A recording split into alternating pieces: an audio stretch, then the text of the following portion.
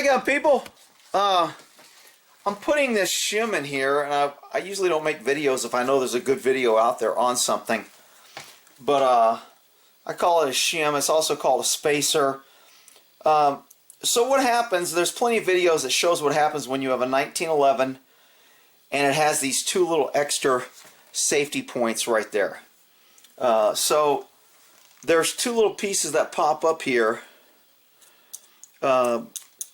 in your Series 80 1911. So what I've done is I've replaced those two little pieces on the frame. Oh no, I didn't want to pull. Oh yeah, pull that all the way out. Okay. So I'm going to show you how this thing fits in there because there really isn't. I looked to see if a bunch came up and they didn't. So let me take it out so you can see it.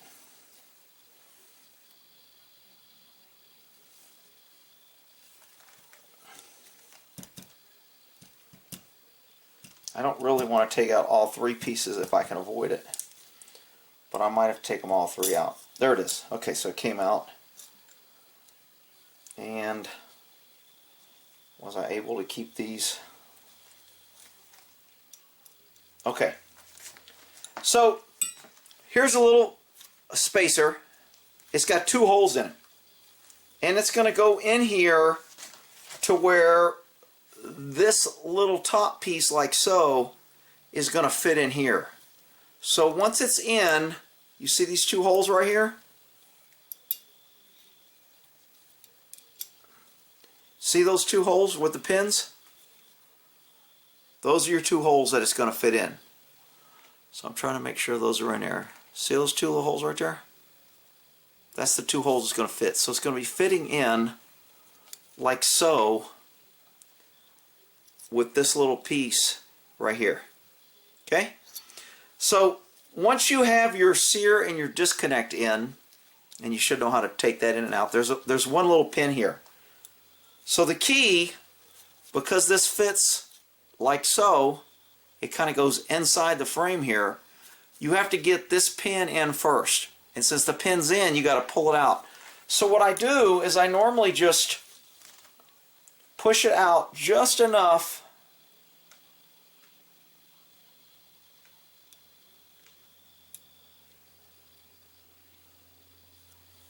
so I can slide this in here. But you need to make sure it's sliding the right way.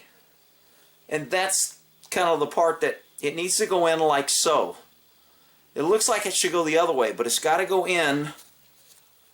And again, trying to hold this. Maybe if I pick it up with a little pair of things here. It's got to go in like so. So it's got to fit those two holes. So you have to lay it down because there's a little gap on the inside that's got to go in. So you have to kind of like lay it down low and then slide it in between your sear. Once you get it into place, I usually use a little screwdriver there. Hopefully not a magnetic one. That'll screw it up like this just did.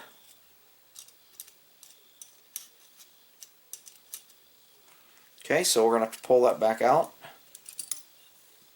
and try it again. It's kind of a pain in the butt, but so you lay it down in between the sear there and it'll only slide in one way, but it doesn't really fit real well.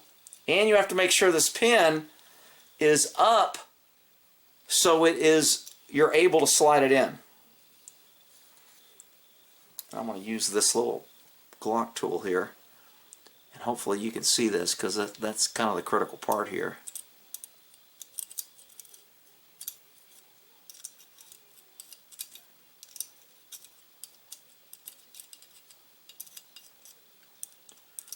And I've got to look at what I'm doing so I really can't see.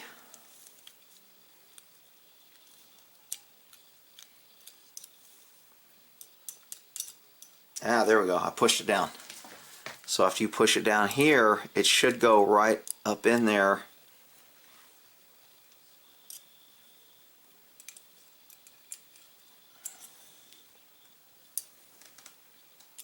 and then it will lay right in there. I'll try to get a little flashlight here to see if I can get in here. It will lay right in like so.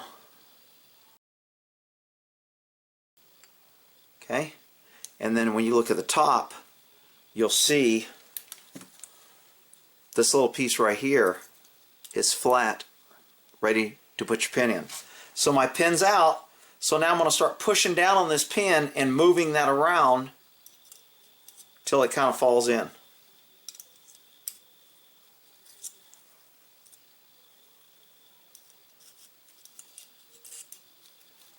And I just moved it to where the pin went in. And now that the pin's in, you can see that little spacer is right there. And that's going to keep your sear and disconnector from wiggling around because you took those two pieces out. And then you get your second pin in. Now your second pin holds your hammer, so you slide in, put your hammer in, and it should go right in pretty easy